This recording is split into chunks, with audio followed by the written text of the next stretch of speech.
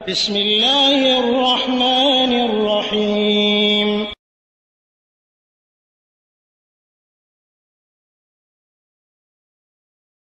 ওয়ালাইকুম আসসালাম রহমতুল্লাহ বরকাত। আবহা সৌদি আরব থেকে আবু আব্দুর রহমান ভাই জানতে চেয়েছেন, ইসলামের দৃষ্টিতে নাম চেঞ্জ করা যায় আছে কিনা যদি আগের নামের অর্থ খারাপ হয় এবং সেটা 18 বছর পর।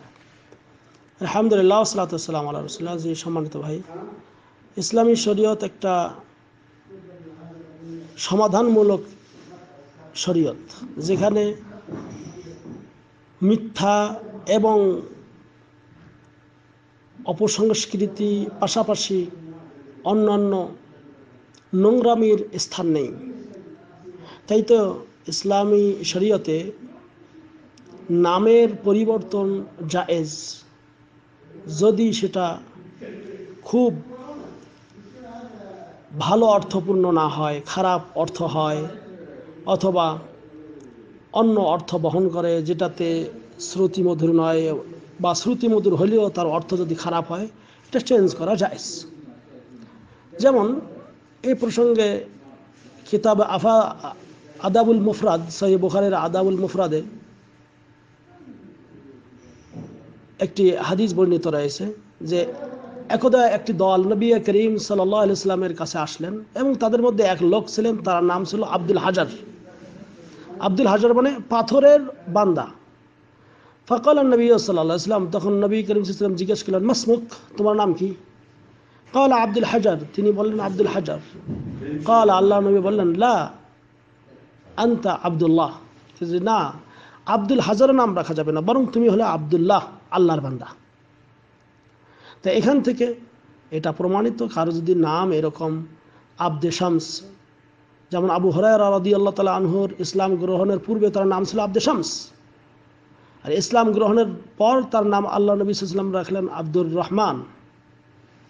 তো এরকম অনেক পরিবর্তন করা যায় এবং সেটা অনেক বয়স হওয়ার পরেও, এই যে ইসলাম গ্রহণ করার পরে তার তো বয়স 18 পার হয়ে গেছে, তারপরেও তার নাম চেঞ্জ করলেন। এমনকি নবী করিম সাল্লাল্লাহু আলাইহি ওয়াসাল্লাম তার নিজের একজন স্ত্রীর নামও চেঞ্জ করেছেন, যেটা সহিহ বুখারী মুসলিমে হাদিস বর্ণিত রয়েছে, যে কিছু এমন নাম রাখা যেগুলিতে একে নিটিন ক্লিন বোঝানো হয়, এমন নামও রাখাও জায়েজ না।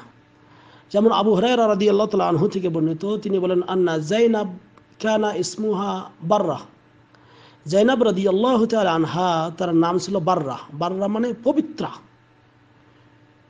ফাকিলা তুজাক্কি নাফসাহা, তখন তাকে বলা হলো যে তুমি নিজের পবিত্রতা নিজেই প্রকাশ করতেছো।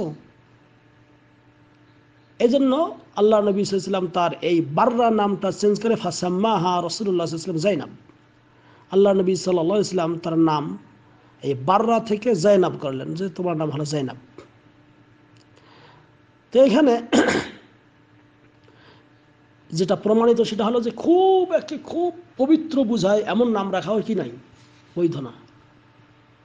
আবার নিকৃষ্ট বোঝায়, এটাও না। আবার বিশেষ করে কতকগুলি নাম, যেমন অনেকে নাম রাখে গোলাম রসুল, মানে রসুলের গোলাম। অনেকে নাম রাখে গোলাম নবী, নবীর গোলাম। অনেকে নাম রাখে আব্দুর রসুল, রসুলের বান্দা। হ্যাঁ, অনেকে নাম রাখে আব্দুল নবী, নবীর বান্দা। তা এই সমস্ত নাম ইসলামী শরীয়তে বৈধ না। এবং যদি কেউ এরকম নাম রেখে থাকে, অথবা এমন নাম রাখছে লতা পাতা খেতা ঝাঁটা, আরও কত কি নাম বর্তমান আধুনিক জমানায় বের হয়ে গেছে, হ্যাঁ, বল্টু বল্টু। তো এরকম এই সমস্ত নাম যেগুলি আছে, এগুলি উত্তম নাম রাখা দরকার, কারণ কিয়ামতের দিন মানুষের উত্তম নাম নিয়ে ডাকা হবে। এই জন্য নবী করিম সাল্লাল্লাহু আলাইহি ওয়াসাল্লাম আর একটা হাদিসে এসেছে, যে হাদিসটি বললাম যে যায়নাব রাদিয়াল্লাহু তাআলা আনহার এই যে নাম পরিবর্তন করলেন, এটা সহিহ বুখারী মুসলিমের হাদিস। অনুরূপভাবে সহিহ মুসলিম আর একটা হাদিস বর্ণিত রয়েছে যে রাসূলুল্লাহ সাল্লাল্লাহু আলাইহি ওয়াসাল্লাম বললেন, লা তুসাম্মিনা গুলামাকা ইয়াসারান, এমন নাম রাখিও না যে তোমার নাম একজন দাসের নাম রাখলে ইয়াসার মানে বাম।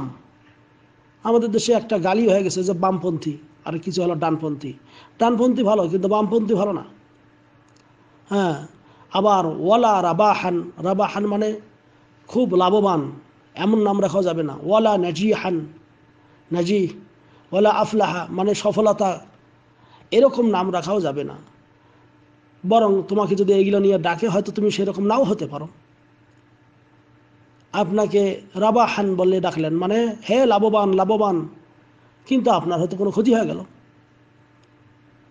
তা এরকম করে এই ধরনের নাম রাখাও বৈধ না। অনেকে নাম রাখে যে আমার মেয়ের নাম তুকাজ্জিবান, কোরআন শরীফে আছে তুকাজ্জিবান। তুকাজ্জিবান মানে কি জানতে হবে, মানে মিথ্যা প্রতিপন্নকারিণী। তো এরকম নাম রাখা যাবে না। যদি কেউ রেখে থাকে 18 বছর পরে হলেও এগুলা চেঞ্জ করাতে কোনো অসুবিধা নেই। তবে নিজের বাবার নাম, হ্যাঁ, যেটা থাকবে সেটাই রাখতে হবে। বাবার নাম এরকম চেঞ্জ করা বৈধ না। আশা করি ক্লিয়ার হয়েছে। আজ আল্লাহ আলম সওয়াব। ওয়া সাল্লাল্লাহু আলা নবিয়িনা মুহাম্মদ। আসসালামু আলাইকুম ওয়া রাহমাতুল্লাহ।